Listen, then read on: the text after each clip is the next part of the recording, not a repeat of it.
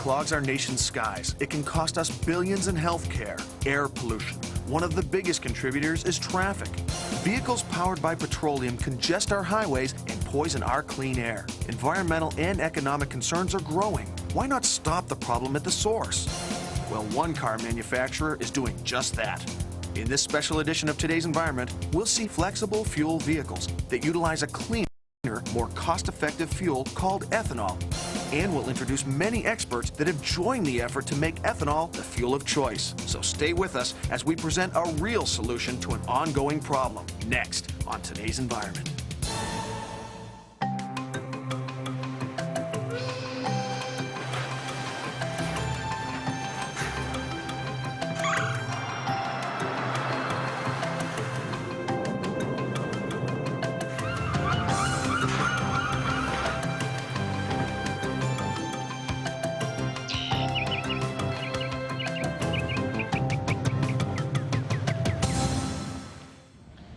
The United States has developed a dependence on petroleum that may be harming the nation in many ways. Our consumption of oil destroys the air quality, damages our health, and could ravage the economy. Hi, I'm Jordan Adams, and welcome to Today's Environment. In this special edition, we're going to examine our need for energy diversity and sustainability, and we'll take an in-depth look at a cleaner, more renewable fuel called ethanol.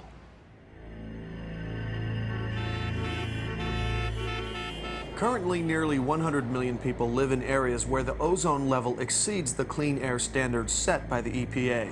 Although newer cars have been improving in their emission profiles for the last 2 decades, highway traffic still accounts for a significant portion of the nation's air pollution concern.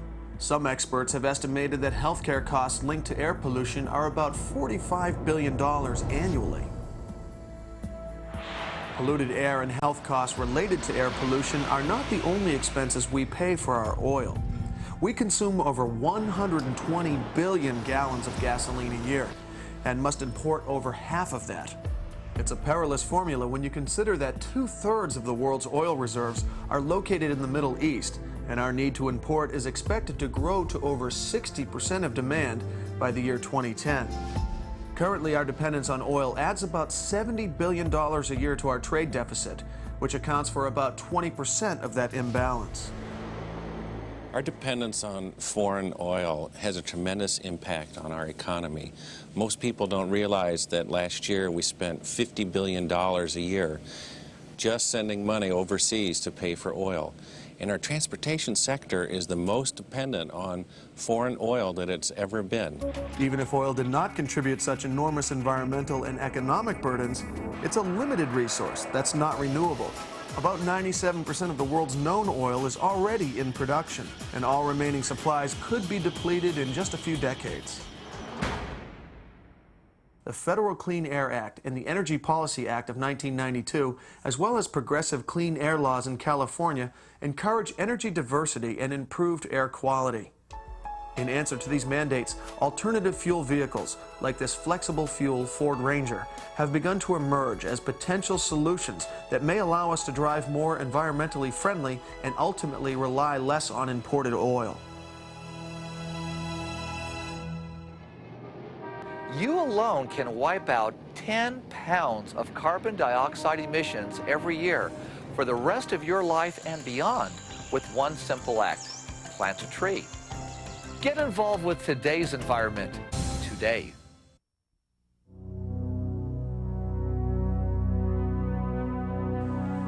Driving a car powered by anything other than gasoline may sound like a futuristic idea, but there are actually many viable alternatives available today, and there are many others that will become a reality in the not-too-distant future.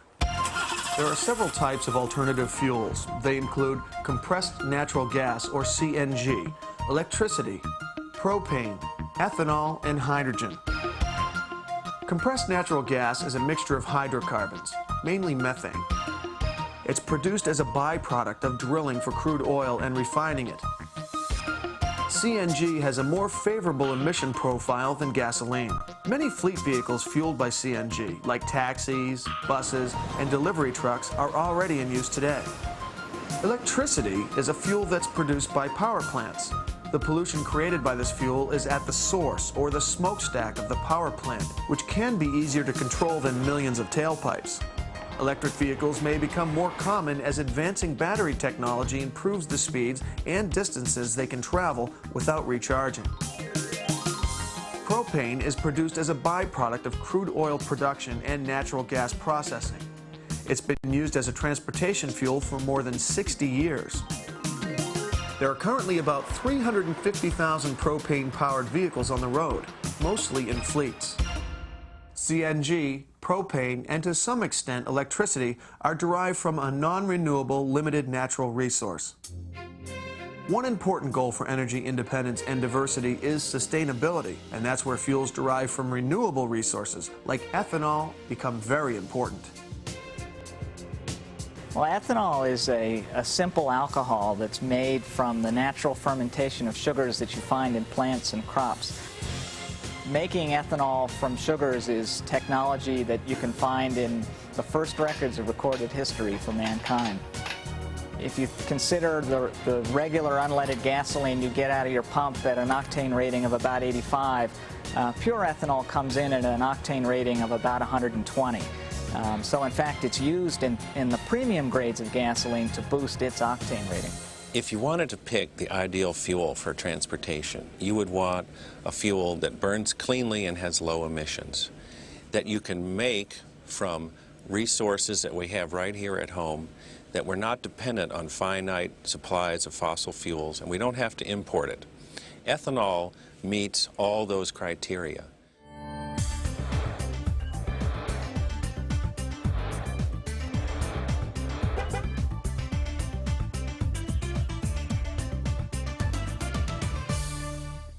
A renewable alternative fuel source that has lower greenhouse gas emissions, can be produced domestically, and may even reduce landfill waste, just has to be explored in greater detail. We'll take a closer look at ethanol and find out why it just might be today's fuel of the future. There's nothing new about ethanol. Henry Ford used it in his first Model T. Now it's used as an additive in much of the gasoline today to help enhance octane and help it burn cleaner. We have done a lot of field testing of vehicles that are operating on ethanol, and we have a fair amount of data that shows that hydrocarbons and carbon monoxide, which are really important smog-generating air pollutants, are substantially lower when the vehicle is being operated on ethanol as compared to gasoline. Lower emissions make a strong argument for continued development of ethanol as an alternative fuel. But there are several other factors that make the emergence of this energy resource attractive. One of the greatest potential benefits of expanded ethanol production is the creation of American jobs and the boon this industry could be to the U.S. economy. Full-scale ethanol production could increase net farm income by $4.5 billion annually, create nearly 200,000 new jobs, improve the U.S. trade balance by $2 billion, increase federal funds by around $3.6 billion, and raise state tax revenues by $450 million. Right now, most of the ethanol produced comes from corn. One of the issues about ethanol is whether or not it imposes a potential threat on our food supply. And in fact, ethanol is really a byproduct of the processing of corn. We're only using the starch component of the corn to make ethanol, and what's left over in the form of protein and other carbohydrates are processed into other food products and into animal feed. Today, in the processes used to make ethanol from corn, we can get about 2.5 gallons of ethanol per bushel of corn brought in from the field. Any biomass can be used, including the organic waste products from sugarcane or rice harvest, some of which are often burned and cause serious environmental concerns. Ethanol may even be processed from the biomass destined for landfills, like paper and yard waste, and this could eventually reduce landfill waste by as much as 20%. Well, the biggest issue for ethanol today and the biggest hurdle it has to overcome if it wants to grow in the marketplace as a fuel is its cost. Today, ethanol sells on the market for anywhere from $1 to $1.40 a gallon. We actually try to compare the cost of ethanol on a pre-tax basis, so blenders and retailers know what they're looking at for cost. The work that we're doing in our laboratory and other researchers are doing in the U.S. is aimed at developing processes that will at least cut that cost of ethanol production in half over the next 10 years or so.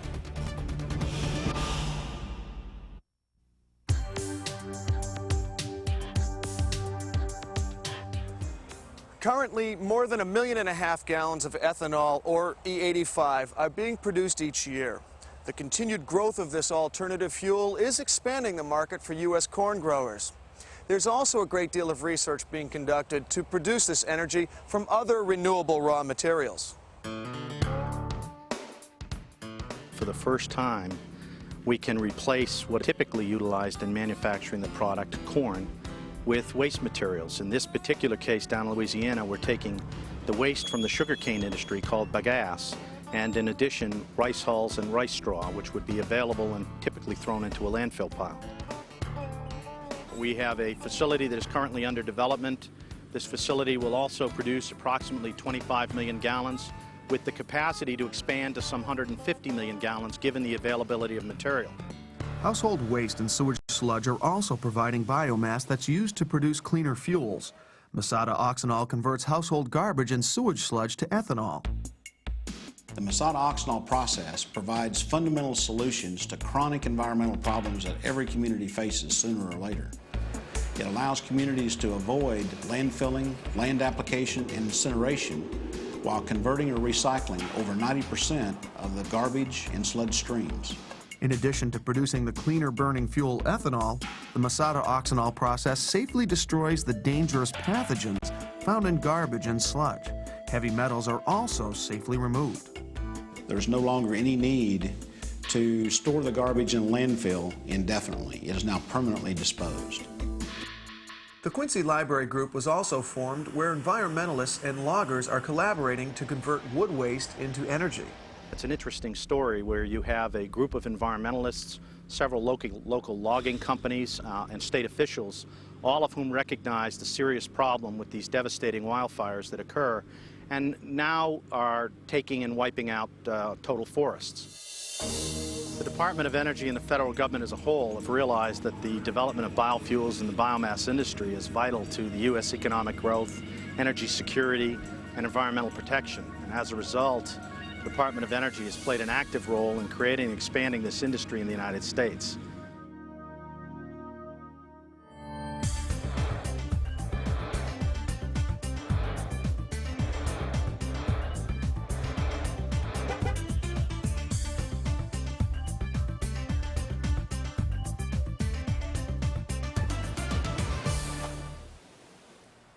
We've discussed at length the potential of developing the industry for ethanol 85 as an alternative to unleaded gasoline. But successful adoption of this fuel doesn't stop at production. We need vehicles that can use this fuel as well. You may be surprised to know that there are already many vehicles on the road that can run on either unleaded gasoline or E85. If you bought a 3-liter Ford Taurus with the flex fuel option or a Ranger with a 3-liter engine within the last 2 years, you have the choice of putting any combination of unleaded gasoline or E85 in your tank whenever you fill up. The engines of these flexible fueled vehicles are designed to detect the fuel mixture and adjust automatically, and the sticker prices are about the same as regular fueled vehicles.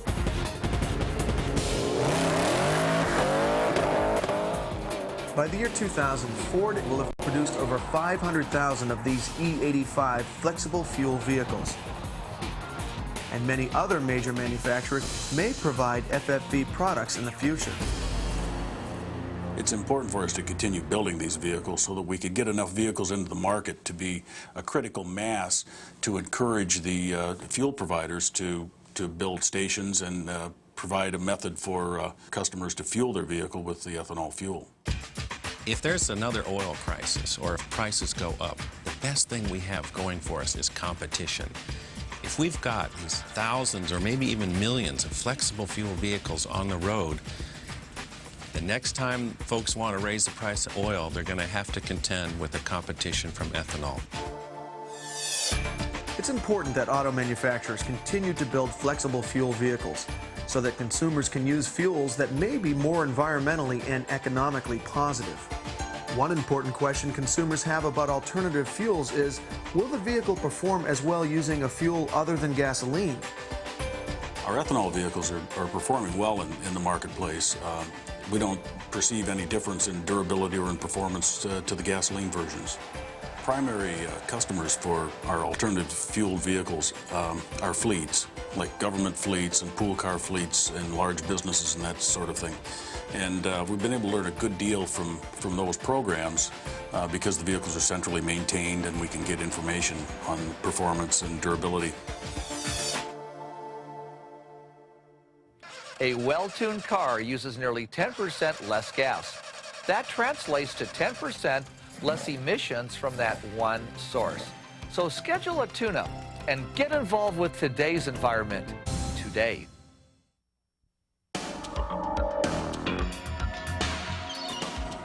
Driving an alternative fuel vehicle isn't always a practical option. Now, although we have the fuel processing technology and even the vehicles themselves, the refueling infrastructure isn't quite widespread at this point. So what's being done to build the infrastructure that'll make E85 a viable option? We know that until alternative fuels are readily available, consumers will not accept them as reasonable options to gasoline. By year's end, there will be approximately 100 open E85 refueling stations in the United States. I think the two key factors to gain a broader public acceptance of the vehicles are, first of all, the cost of the fuel. Ethanol is somewhat more expensive than gasoline when you take into account the 30% lower fuel economy than gasoline, and having outlets to refuel the vehicles in convenient locations.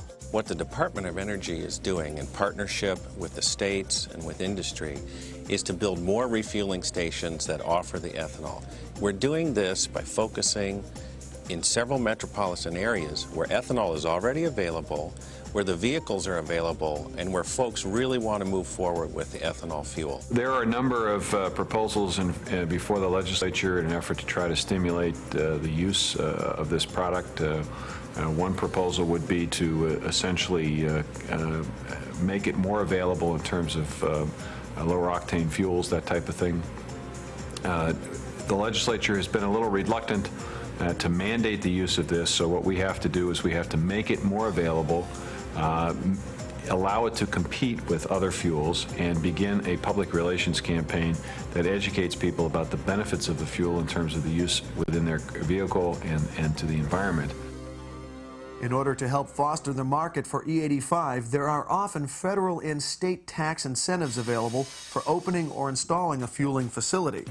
Several states, including Illinois, Iowa, Colorado, Kentucky, Minnesota, Wisconsin, and Michigan, have programs designed to increase production and retail distribution of E85. By virtue of the Code of Iowa, we have a statutory requirement with reference to our fleet to use ethanol in our fleet, and then E85 has to be used, could be one of the vehicles for satisfying a requirement in the Code of Iowa. Secondly, we've got retail sales opportunities throughout the state in western Iowa and central Iowa and eastern Iowa, and we also have opportunities connected to our university systems.